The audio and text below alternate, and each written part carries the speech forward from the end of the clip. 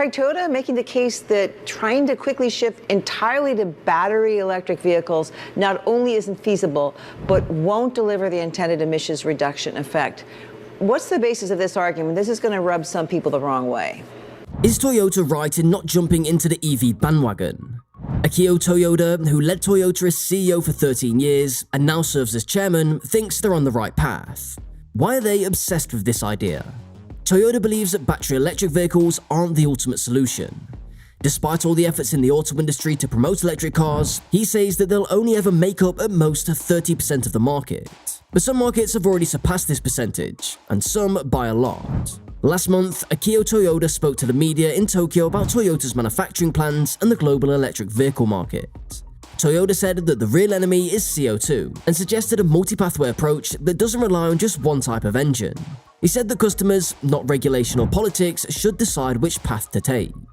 According to Toyota, Toyota plans to use many methods to reduce emissions. They'll use battery electric vehicles along with cars that have internal combustion engines, hybrid engines, and hydrogen drivetrains. He said that these other types of cars will eventually make up 70% of the market. However, he predicted that sales of fully electric vehicles could stay at 30% no matter how much progress BEVs make. Given his long time at the company, the chairman's comments are both expected and surprising. While he was CEO, Toyota didn't make EV development a top priority.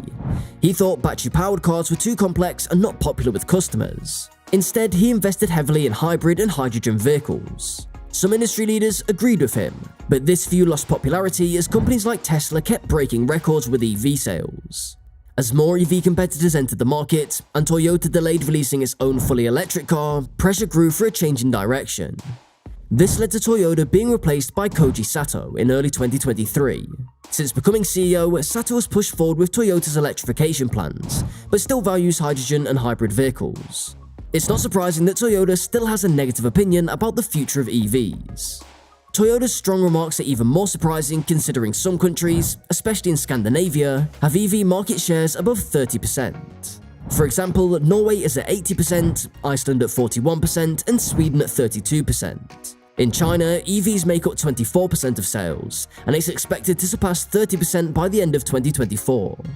It's unclear if other Toyota executives share Toyota's views, or if these comments are just his personal thoughts on electrification. It's probably the latter, since Toyota is ready to follow laws banning gasoline-powered cars by 2035 and aims to sell 1.5 million EVs by 2026, which would be 14% of their expected sales. Despite his strong views, Toyota doesn't seem to be against the push for zero-emission cars. Both Toyota and Sato have mentioned that Toyota is working on developing e-fuels, which are made using electricity from sources like water and CO2.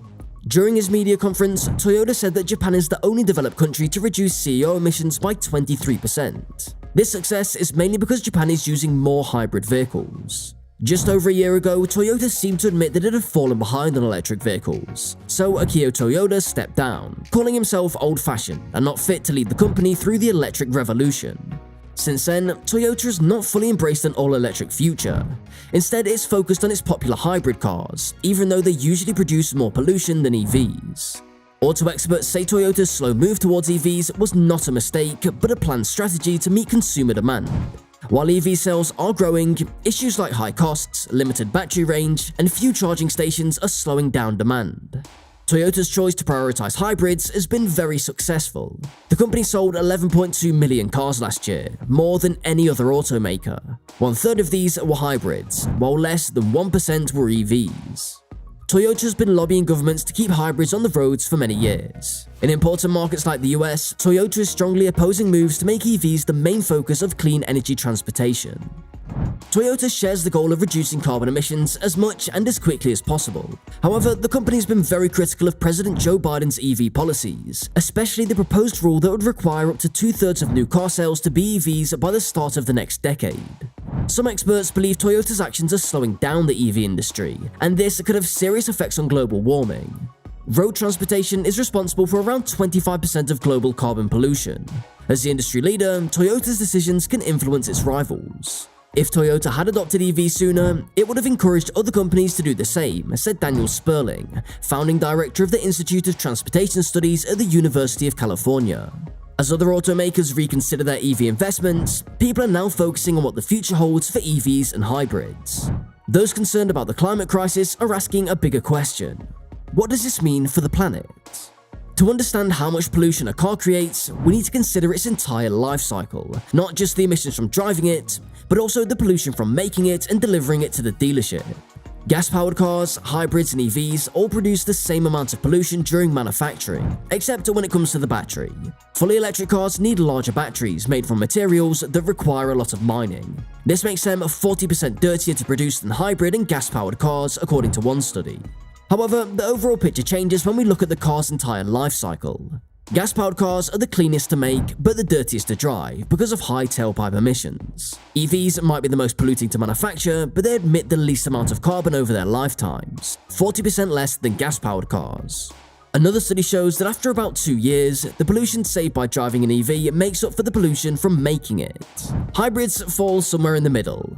On average, they produce around 17% more carbon pollution than EVs. However, not all hybrids are the same.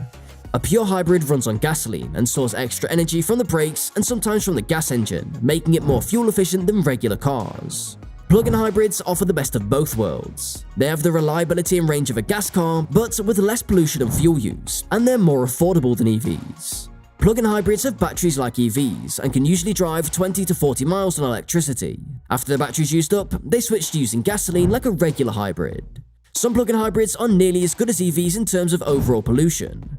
A report from the American Council for an Energy-Efficient Economy showed that Toyota's plug-in hybrid, the Prius Prime SE, is the least polluting vehicle on American roads for 2024, even compared to EVs. This is due to factors like the Prime's weight and shape, which make it very fuel efficient. Toyota, along with other automakers and an auto trade association, pushed back strongly against the EPA's proposed tailpipe rule. The Biden administration is now considering delaying the strict requirements that were supposed to start in 2027 until after 2030. Despite all the noise, the demand for electric cars is still going up, just not as fast as some folks thought it would. He said he's looking forward to getting past the rule and getting back to focusing on the big changes happening with cars. When asked Toyota about the EPA proposed rule, they said the rule doesn't fully understand the problem we face. They mentioned things like not having enough minerals for batteries, not making those minerals in the US, not having enough charging stations, and electric cars being too expensive. But by then, many other car companies plan to go fully electric. Some of Toyota's own shareholders aren't happy with the company's negative stance on climate issues. For instance, the Danish pension fund Akademika Pension wrote a letter saying Toyota is falling behind on climate action compared to other car companies. So, Toyota is a careful, traditional company. They like to take small steps and don't like big changes. Right now, they're focusing on plug-in hybrid cars, which are a step forward, but not a huge shake-up for the market or consumers. So, it's not surprising they're moving slowly in this direction. Do you think they're right with this strategy? Share your views in the comments below, and also don't forget to hit the like button and subscribe. Until next time, goodbye.